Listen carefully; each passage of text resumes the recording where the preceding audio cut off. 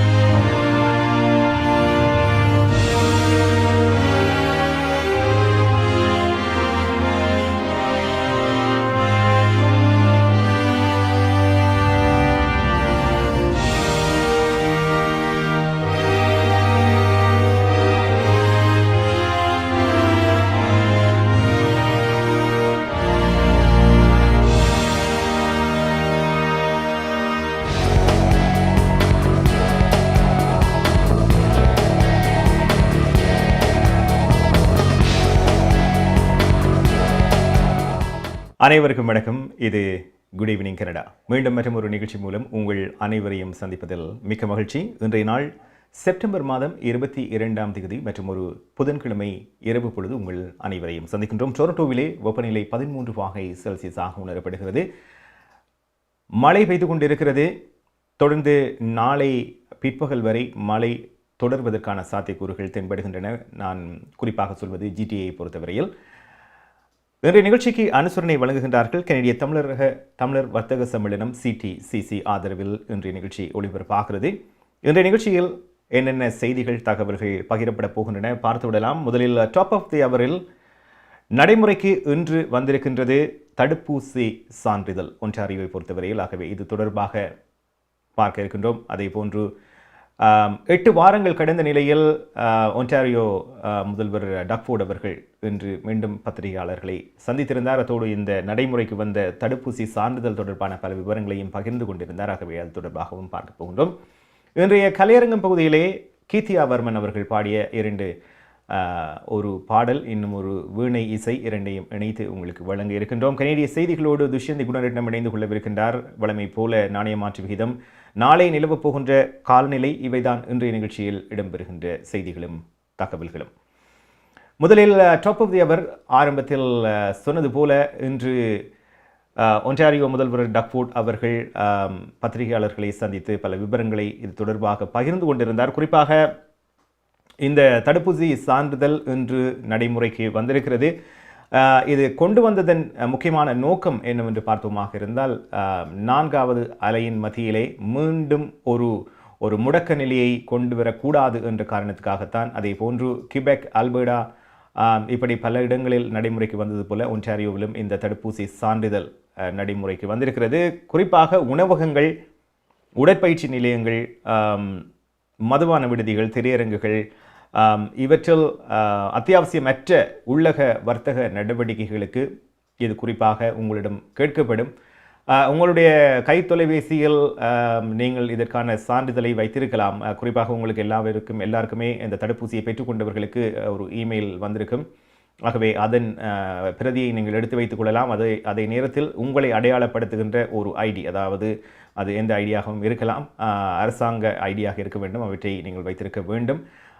ஆகவே அதை வைத்துக்கொள்பவர்கள் மட்டுமே இந்த மாதிரியான இடங்களுக்கு அனுமதிக்கப்படுவார்கள் என்று குறிப்பிடப்பட்டிருக்கிறது.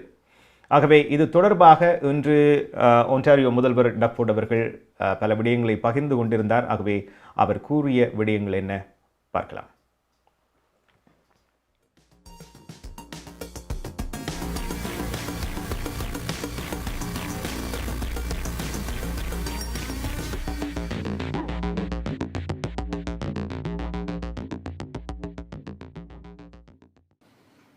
Before I begin, I want to congratulate Justin Trudeau on his re-election and congratulate all party leaders.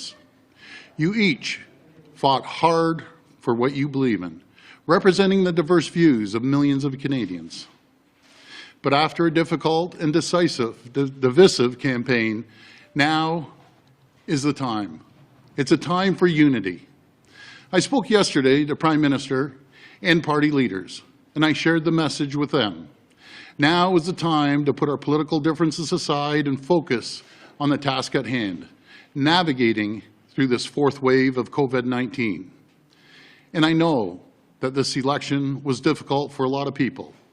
Emotions have run high as candidates debated pandemic policies, including vaccine mandates and certificates. This morning, Ontario launched its own vaccine certificate.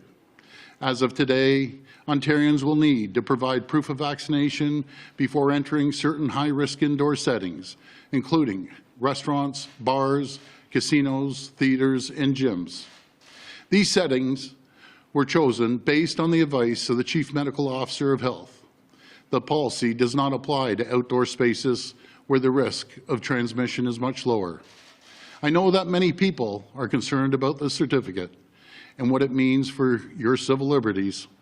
I know that this is a divisive issue, and that's understandable.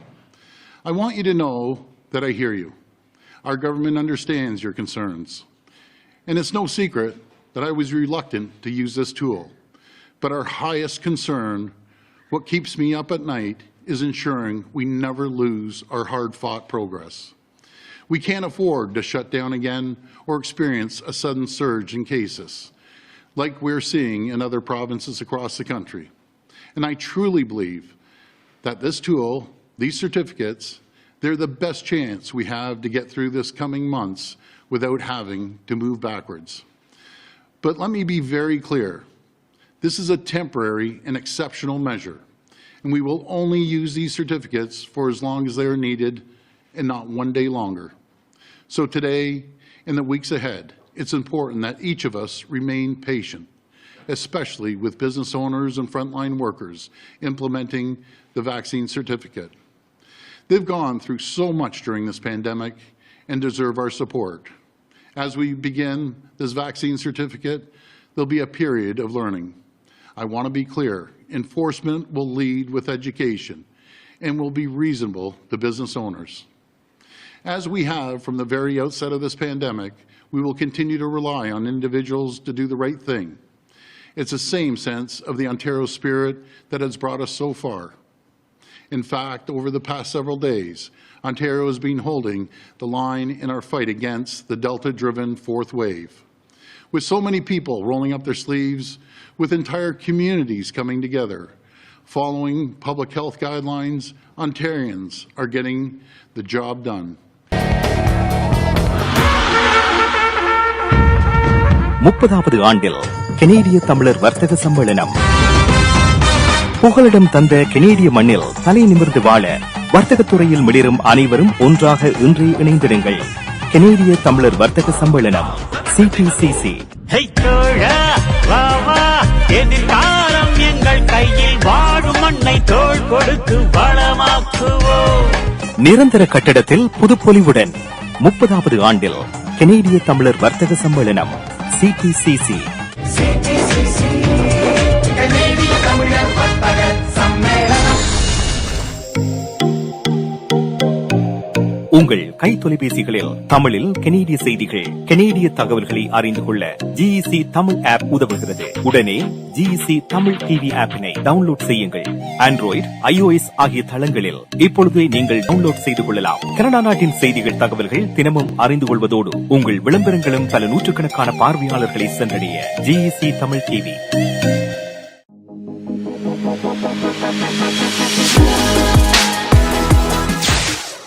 இது good evening Canada என்ற நிகழ்ச்சிக்கு அனுசரணை வழங்குகின்றார்கள் கனடிய தமிழர் வர்த்தக சம்மேளனம் CTCC. டொரண்டோவிலே நேரம் 9 மணி கடந்து 10 நிமிடமாக இருக்கிறது. வெப்பநிலை 13°C உணரப்படுகிறது. மழை பெய்து கொண்டிருக்கிறது. ஒன்டாரியோ முதல்வர் டாக்ஃபோர்ட் அவர்கள் குறிப்பிட்டது போல, குறிப்பாக உணவகங்கள், உடற்பயிற்சி நிலையங்கள், மதுபான விடுதிகள், திரையரங்குகள், இப்படி அத்தியாவசியமற்ற இடங்களுக்கு நீங்கள் செல்கின்ற பொழுது இந்த தடுப்பூசி சான்றிதழ் நிச்சயமாக நீங்கள் காண்பிக்க வேண்டும். ஆகவே குறிப்பாக நேற்றைய தினமும் நாங்கள் பகிர்ந்து கொண்டிருந்தோம். இந்த தடுப்பூசி சான்றிதழை நீங்கள் பிரதி எடுத்தும் வைத்துக் கொள்ளலாம். பிரதி எடுக்க முடியாதவர்கள் வீட்டில் நீங்கள் பொது நூலகங்கள், அதாவது பப்ளிக் லைப்ரரிஸுக்கு நீங்கள் சென்றீர்களானால் அங்கே நீங்கள் அதை செய்யக்கூடியதாக இருக்க வேண்டும் அறிவிக்கப்பட்டிருந்தது.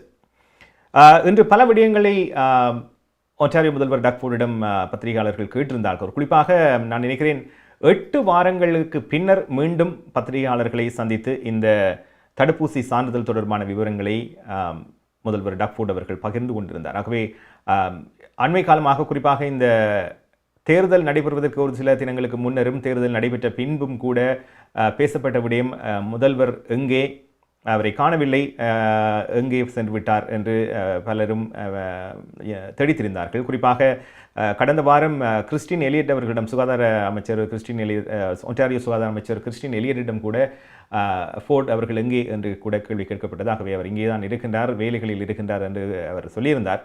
ஆகவே இன்று மீண்டும் அவர் பத்திரிகையாளர்களை சந்தித்த போது, உடவியலர்களை சந்தித்த போது அவர்கள் முன்வைத்த கேள்வி, எங்கே சென்றீர்கள், 8 வாரம் பின்பு வந்திருக்கிறீர்கள், என்ன காரணம் என்று ஒன்று கேட்கப்பட்டது. அதே போன்று இன்னொரு விடயமும் கேட்கப்பட்டது, எப்படி அல்பர்டாவில் ஒரு இறுக்கமான சூழ்நிலை தோன்றி இருக்கிறதோ, அதாவது அவர்கள் இந்த கோவிட்டை கையாண்ட விதம், அதே நேரத்தில் ஜூலை 1ஆம் தேதியிலிருந்து கோவிட் விதிமுறைகளை உடனடியாகவே நீக்கப்பட்டதன் விளைவு, இப்படியான ஒரு விளைவு ஒன்டாரியோவில் வருமா என்றெல்லாம் பலவிதமான கேள்விகள் சரமாரியாக அவர் மீது கேட்கப்பட்டன. ஆகவே அவர் அதற்கு என்ன கூறியிருந்தார் என்பதை அடுத்து பார்க்கலாம். It's good to see you too.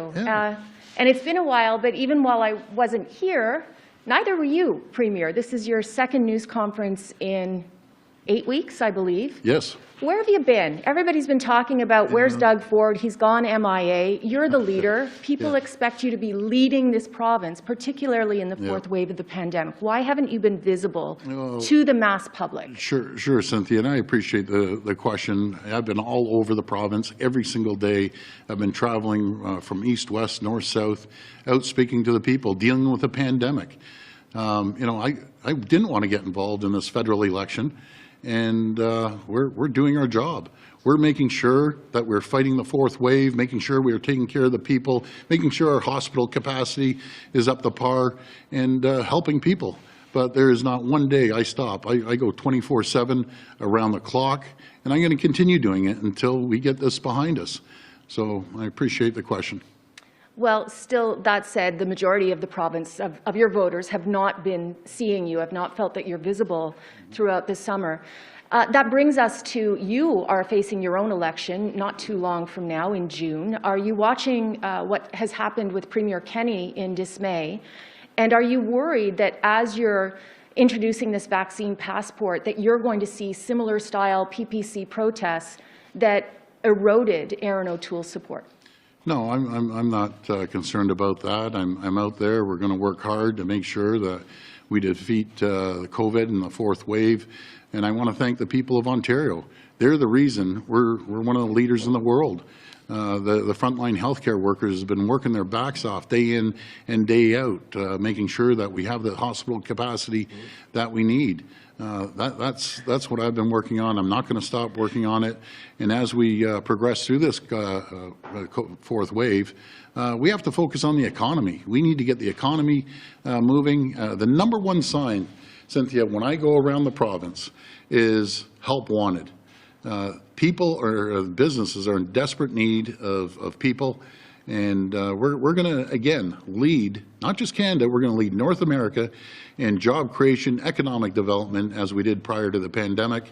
And once we get through the fourth wave, we're going to go full steam on the economy and have this province thriving like it was prior. Darshini Legal Services, Professional Cooperation, Traffic Tickets, Landlord, Tenant Board தொடர்பான விடயங்கள், Employment Law, Small Claims போன்ற அனைத்து விடயங்களுக்கும் Darshini Legal Services, Professional Cooperation, சட்ட துணை நிறுவனம் 647-390-8969. சட்ட ஆலோசனை தேவையாளர்களுக்கு சரியான முறையில் குறைந்த கட்டணத்தில் சிறந்த முறையில் தொழில்முறை சட்ட உதவியை வழங்கும் சட்ட துணை நிறுவனம் Darshini Legal Services, Professional Cooperation, Scarborough, Warden and Shepherd சந்திப்பில் Darshini Legal Services.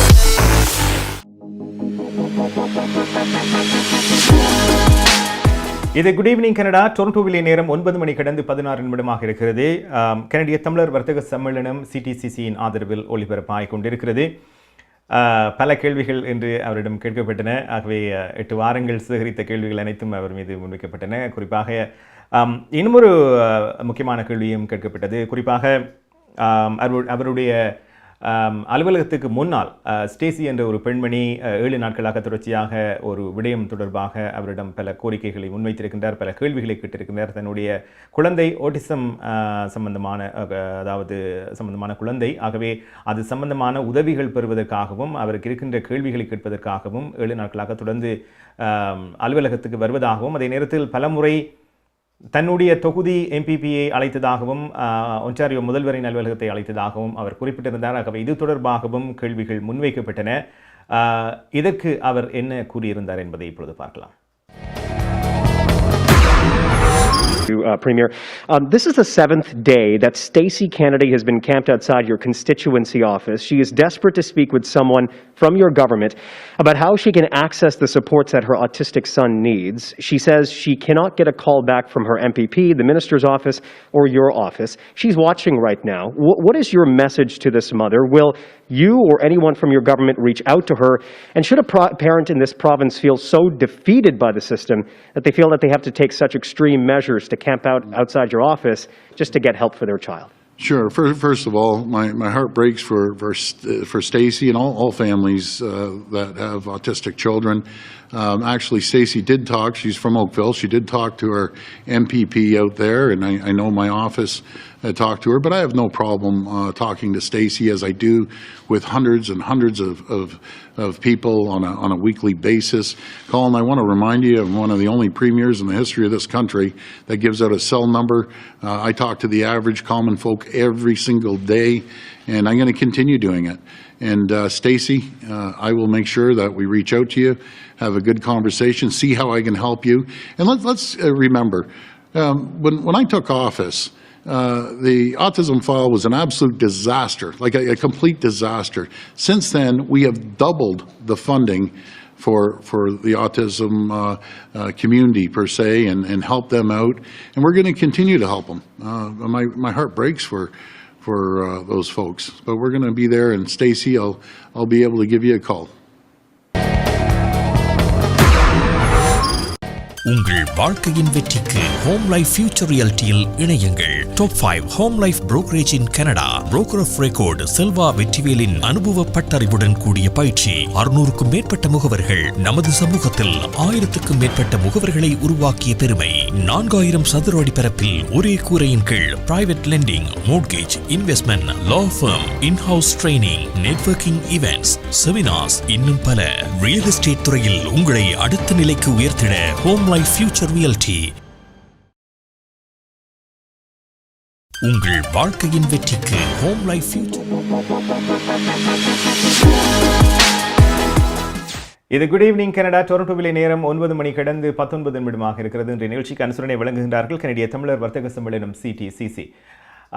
ஆகவே இதில் ஒரு முக்கியமான விடயம் குறிப்பிட்டிருந்தார். அதாவது யாருமே இதுவரை செய்யாத ஒரு விடயத்தை தான் செய்வதாக ஒன்டாரியோ முதல்வர் டாக்டர் கூறியிருந்தார். அதாவது தன்னுடைய சொந்த கைத்தொலைபேசி இலக்கத்தை கூட பலருக்கு கொடுத்து தான் அன்றாடம் நூற்றுக்கணக்கானவர்களுடன் நேரடியாக பேசி வருகின்றேன் என்றும் அவர் குறிப்பிட்டிருக்கின்றார். ஆகவே தொடர்ந்தும் அவர்களுடைய கேள்விகள், அவர்களுடைய உரிமைகளுக்கு பாடுபடுவேன் என்று குறிப்பிட்டிருக்கின்றார்.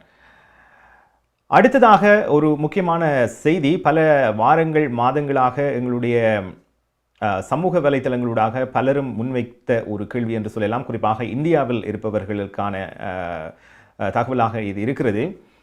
பலரும் அறிந்த விடயம், அதாவது இந்தியாவிலிருந்து கனடா வரும் விமானங்களுக்கு விதிக்கப்பட்ட தடை நீடிக்கப்பட்டிருந்தது. கடந்த நினைக்கிறேன் ஏப்ரல் மாதம் 22ஆம் தேதியில் இருந்து செப்டம்பர் 22ஆம் தேதி வரை தொடர்ச்சியாக ஒவ்வொரு மாதமுமே இந்த தடை நீடிக்கப்பட்டு வந்திருக்கிறது. ஆகவே நேற்றைய தினத்தில்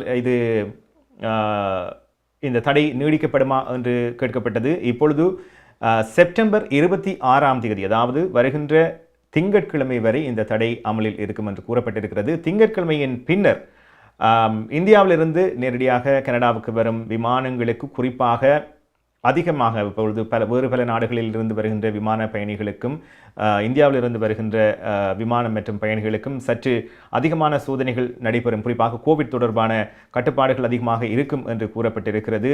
அனைவருமே அறிந்த விடயம், இந்தியாவில் அதிகமான தொற்று நீடிக்கப்பட்டதன் காரணமாகவே இந்த தடை கொண்டு வரப்பட்டது. இப்பொழுது இந்த டெல்டா மாறுபாடு தொற்றுகளின் எண்ணிக்கை அதிகரித்துள்ளதால் இந்த தடை தொடர்ந்து ஏப்ரல் மாதத்திலிருந்து ஒவ்வொரு மாதமே புதுப்பிக்கப்பட்டு வந்து இப்பொழுது அதாவது செப்டம்பர் 22 இன்று நேற்றிரவோடு நிறைவடைவதாக இருந்தது. இப்பொழுது 26ஆம் தேதி வரை, வருகின்ற திங்கட்கிழமை வரை இது நீடிக்கப்பட்டிருக்கிறது. ஆகவே திங்கட்கிழமையின் பின்னர் விமானங்கள் ஏற்றுக்கொள்ளப்படும் என்று கூறப்பட்டிருக்கிறது. விமான பயணம் ஆரம்பிக்கும் என்றும் கூறப்பட்டிருக்கிறது. ஆகவே பலரும் ஒவ்வொரு நாளுமே இந்தியாவிலிருந்தும் பல இடங்களிலிருந்தும் எங்களுக்கு சமூக வலைத்தளங்களூடாக முன்வைக்கின்ற கேள்வி இதுதான். ஆகவே 26ஆம் தேதிக்கு பின்னர் நேரடி விமானங்கள் அங்கிருந்து வரும் என்று கூறப்பட்டிருக்கிறது. ஆகவே நிச்சயமாக அது ஒரு மகிழ்ச்சி தரும் செய்தியாக உங்களுக்கு இருக்கும் என்று நம்புகின்றோம். நடந்து முடிந்த பொது தேர்தலின் முடிவுகள் ஏற்கனவே பல இடங்களில் வந்திருந்தாலும் இன்னும் சில தொகுதிகளில் முடிவுகள் அறிவிக்காத நிலை தோன்றியிருக்கிறது. இதற்கு முக்கியமாக சொல்லப்பட்ட விடயம் தபால் மூல வாக்குகள் எண்ணப்பட வேண்டும் என்று சொல்லப்பட்டிருக்கிறது. குறிப்பாக 14 இடங்களுக்கு இன்னும் முடிவுகள் அறிவிக்கப்படவில்லை என்று கூறப்பட்டிருக்கிறது.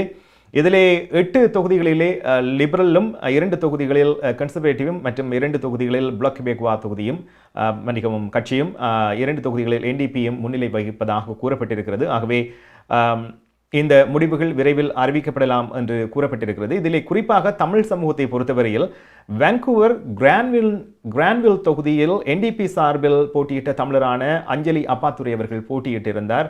ஆகவே இவருடைய முடிவும் இன்னும் அறிவிக்கப்படவில்லை என்பது குறிப்பிடத்தக்கது. குறிப்பாக எண்ணப்பட்ட வாக்குகளின் அடிப்படையில் அஞ்சலி அப்பாத்துரை அவர்கள் 230 வாக்குகள் மாத்திரமே இரண்டாம் இடத்தில், அதாவது வித்தியாசத்தில் 2ஆம் இடத்தில் இருப்பதாக கூறப்பட்டிருக்கிறது. ஆகவே இவருடைய முடிவுக்காக பலரும் காத்திருக்கின்றார்கள் என்பது குறிப்பிடத்தக்கது.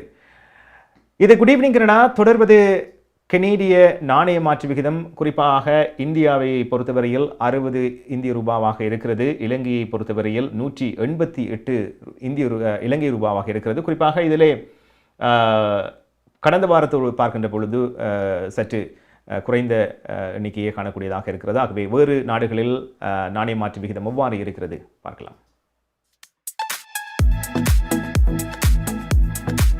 பிராம்டனில் அமைந்திருக்கும் கொலம்பியா மணி டிரான்ஸ்ஃபரின் அனுசரணையில் கனேடிய நாணய மாற்று விகிதம் செப்டம்பர் மாதம் 22ஆம் தேதி புதன்கிழமை இலங்கை 188 இலங்கை ரூபா, இந்தியா 60 இந்திய ரூபா, அமெரிக்கா 0.78 அமெரிக்க டாலர், ஐரோப்பா 0.67 யூரோ, சுவிட்சர்லாந்து 0.73 சுவிஸ் பிராங்க், பிரித்தானியா 0.57 பிரித்தானிய பவுண்ட்ஸ், ஆஸ்திரேலியா 1.08 ஆஸ்திரேலிய டாலர், சிங்கப்பூர் 1.06 சிங்கப்பூர் டாலர். பிராம்டனில் அமைந்திருக்கும் கொலம்பியா மணி டிரான்ஸ்ஃபரின் அனுசரணையில் கனேடிய நாணய மாற்று விகிதம் செப்டம்பர் மாதம் 22ஆம் தேதி புதன்கிழமை. கனடா பிராம்டனில் இருக்கும் பெரிய தமிழர் நிறுவனம் கொலம்பியா.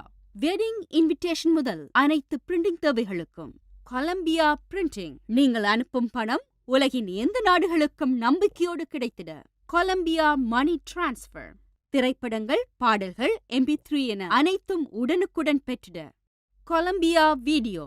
சொன்னா இது ஒரு குட்டி மால் மாதிரி.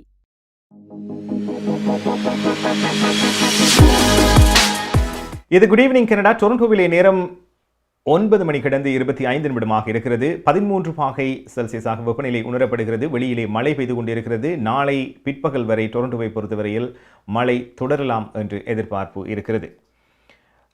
இன்று மற்றொரு செய்தி. பொது தேர்தலில் வெற்றி பெற்ற கனேடிய பிரதமர் ஜஸ்டின் ட்ரூடோ அவர்களை அமெரிக்க அதிபர் ஜோ பைடன் அவர்கள் வாழ்த்தி இருக்கின்றார். தொலைபேசியில் ட்ரூடோவை அழைத்த பைடன் அவர்களுக்கு வெள்ளை மாளிகையிலிருந்து பைடன் வாழ்த்து தெரிவித்திருக்கின்றார். குறிப்பாக சில நிமிடங்கள் இந்த தொடர்பு ஆடல் நீடித்ததாக கூறப்படுகிறது. கோவிட் தொற்றின் எதிர் நடவடிக்கைகள் தொடர்பாகவும் இதில் பேசப்பட்டதாகவும் கூறப்பட்டிருக்கிறது. ஆகவே பைடன் அவர்கள் மீண்டும் தெரிவான கனடிய பிரதமர் ஜஸ்டின் ட்ரூடோ அவர்களுக்கு வாழ்த்துக்களை தெரிவித்திருக்கின்றார். அடுத்து நாங்கள் பார்க்க இருப்பது கலையரங்கம். இன்றைய கலையரங்கம் பகுதியிலே பாடகி கீர்த்தி வர்மன் அவர்களுடைய பாடல் ஒன்றும் அவருடைய வீணை இசை ஒன்றும் இரண்டும் ஒளிபரப்பாகிறது. ஏற்கனவே பலரும் அறிந்த ஒரு பாடகி, குறிப்பாக இந்தியாவிலிருந்து பல மொழிகளில் பாடல்களை பாடி வருகின்ற ஒரு பாடகி. அந்த வகையில் இன்றைய கிளையரங்கத்தை அலங்கரிக்கின்றார் கீர்த்தியாவர்மன்.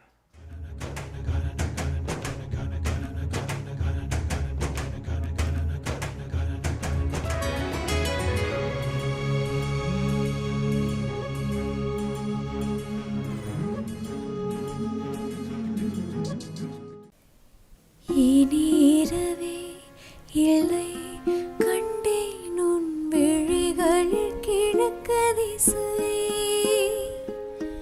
இனி பிரிவே இல்லை அன்பே உன் உளறலும் எனக்கு இசை, உன்னை காணும் வரையில் எனது வாழ்க்கை வெள்ளை காகிதம்,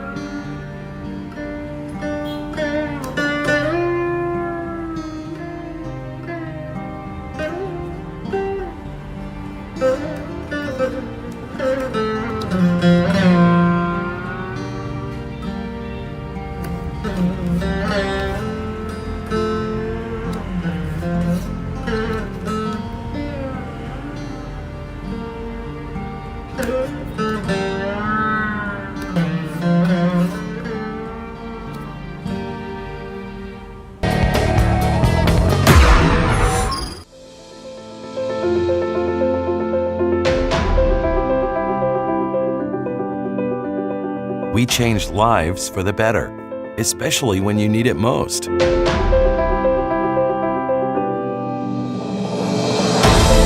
We change lives by providing simple solutions. We believe in positive changes, peace of mind, and financial security. Life is for living, no matter what happens.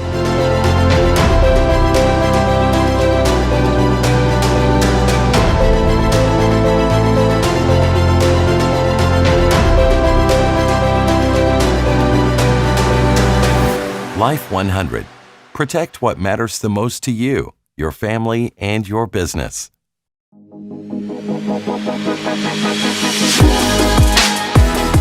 இது குட் ஈவினிங் கனடா. டொரண்டோவிலே நேரம் 9:31 இருக்கிறது. வெளியிலே வெப்பநிலை 13 பாகை செல்சியஸாக உணரப்படுகிறது. மழை பெய்து கொண்டிருக்கிறது. இன்றைய நிகழ்ச்சிக்கு அனுசரணை வழங்குகின்றார்கள் கனேடிய தமிழர் வர்த்தக சம்மேளனம் CTCC.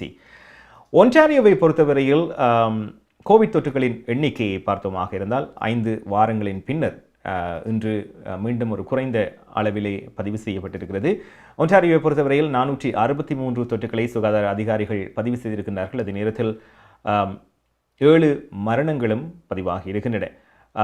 ஒன்டாரியோவில் தகுதி வாய்ந்தவர்கள் பெற்றுக்கொண்ட தடுப்பூசியின் எண்ணிக்கை என்று பார்க்கின்ற பொழுது 10.3 மில்லியன் பேர் முழுமையான தடுப்பூசி பெற்றிருப்பதாக அறிவிக்கப்பட்டிருக்கிறது. இன்னும் ஒரு செய்தி ஒன்று, பலரும் எங்களுடைய குட் ஈவினிங் கனடாவிலும் இந்த செய்தி நாங்கள் பகிர்ந்து கொண்டிருந்தோம்.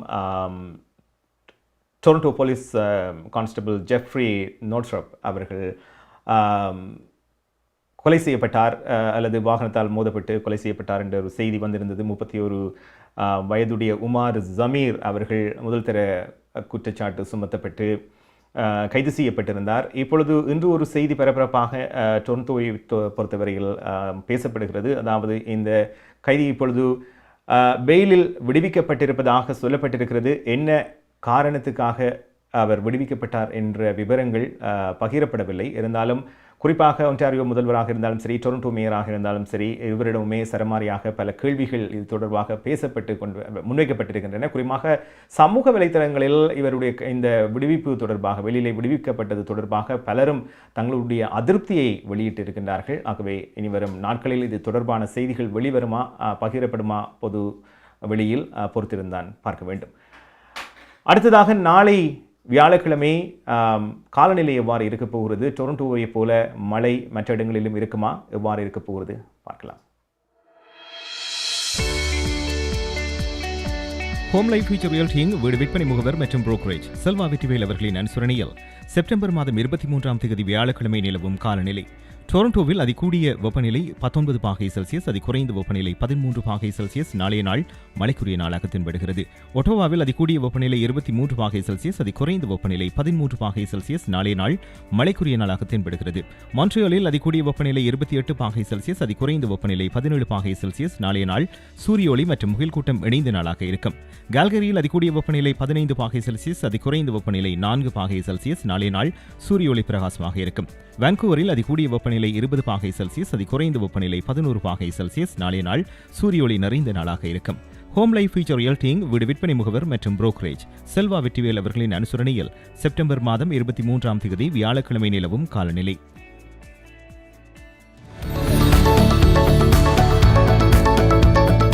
குறிப்பிட்ட சனிக்கிழமைகளில் காலை 11 மணிக்கு கேளுங்கள் தரப்படும் தகவல் நிகழ்ச்சி. மருத்துவம், காப்புறுதி, வருமான வரி, வீடு வாங்குவது விற்பது, வீட்டு அடமான கடன், உளவள ஆலோசனை, வாகன காப்புறுதி, குடிவரவு மாற்றங்கள் போன்ற துறைகளில் சிறந்து விளங்கும் வல்லுநர்களை அழைத்து வந்து அவர்கள் மூலமாக உங்கள் கேள்விகளுக்கு பதில் வழங்கும் நிகழ்ச்சி கேளுங்கள் தரப்படும். சனிக்கிழமைகளில் காலை 11 மணிக்கு எதிர்பாருங்கள்.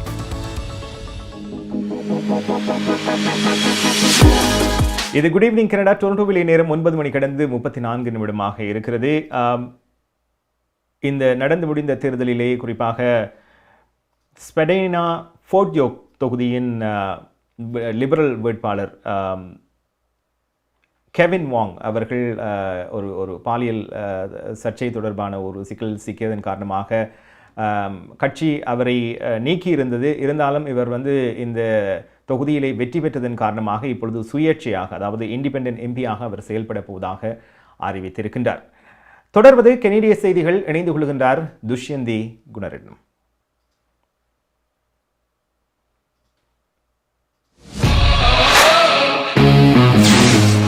நீங்கள் கனடாவா அல்லது கனடா நாட்டில் என்ன நடக்கிறது தெரிந்து கொள்ள வேண்டுமா? கனடிய செய்திகள், தகவல்களை தமிழில் குறுகிய நேரத்தில் அறிந்து கொள்ள திங்கள் முதல் வெள்ளி வரை இரவு 9 மணிக்கு good evening Canada IPTV, Facebook, YouTube, WhatsApp போன்ற சமூக வலைத்தளங்களோடாக நேரடியாக அறிந்து கொள்ளுங்கள். வியாபாரத்துக்கு அழகு விளம்பரம். உங்கள் விளம்பரங்களும் எமது நிகழ்ச்சியில் இடம்பெற்று பல நூற்றுக்கணக்கான வாடிக்கையாளர்களை சென்றடைய எம்மை தொடர்பு கொள்ளுங்கள். Good evening Canada. 100% கனடிய செய்திகள் தகவல்களை தமிழில் அறிந்து கொள்ள பார்க்க தவறாதீர்கள். Good evening Canada.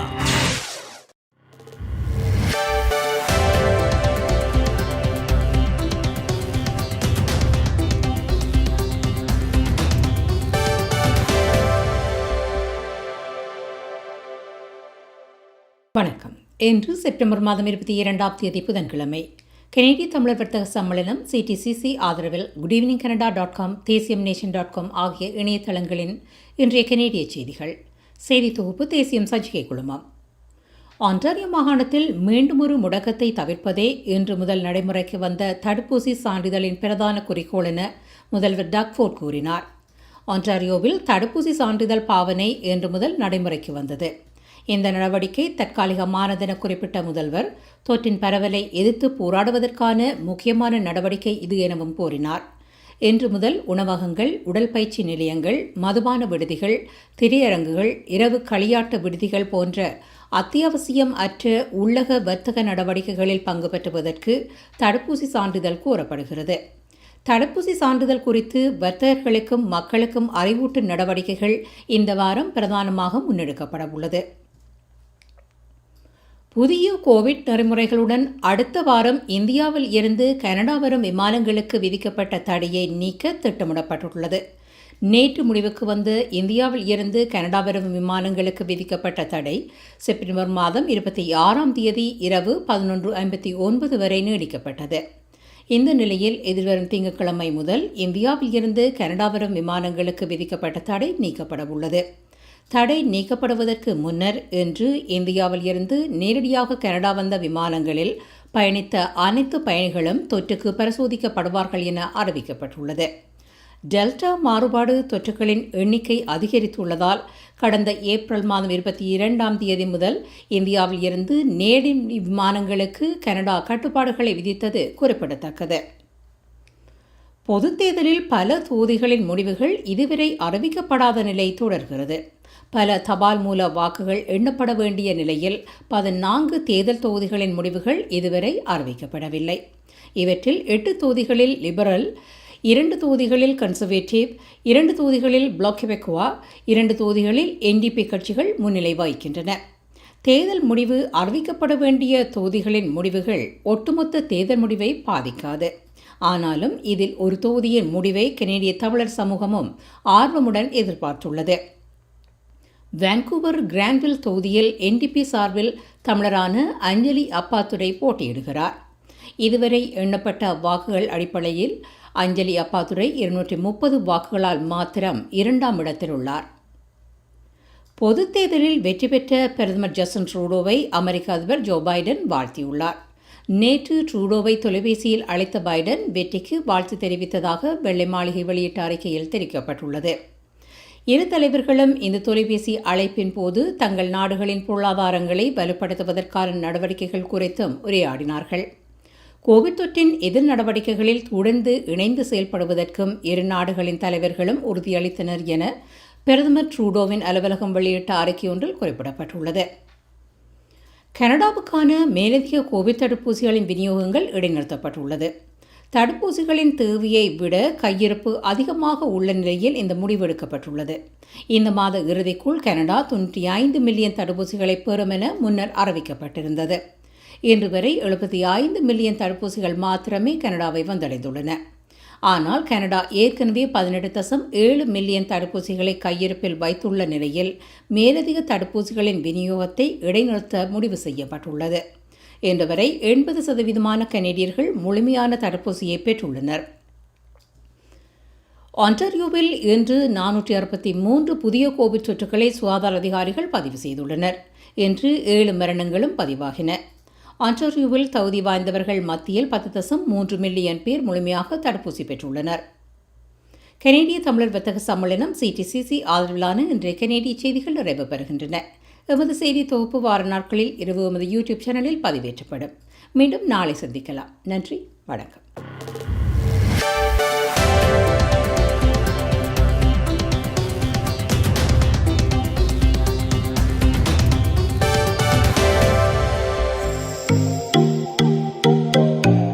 உங்கள் கை தொலைபேசிகளில் தமிழில் கனேடிய செய்திகள், கனேடிய தகவல்களை அறிந்து கொள்ள ஜிஇசி தமிழ் ஆப் உதவுகிறது. உடனே ஜிஇசி தமிழ் டிவி ஆப்பினை டவுன்லோட் செய்யுங்கள். ஆண்ட்ராய்டு, iOS ஆகிய தளங்களில் இப்பொழுதே நீங்கள் டவுன்லோட் செய்து கொள்ளலாம். கனடா நாட்டின் செய்திகள், தகவல்கள் தினமும் அறிந்து கொள்வதோடு உங்கள் விளம்பரங்களும் பல நூற்றுக்கணக்கான பார்வையாளர்களை சென்றடைய ஜிஇசி தமிழ் டிவி.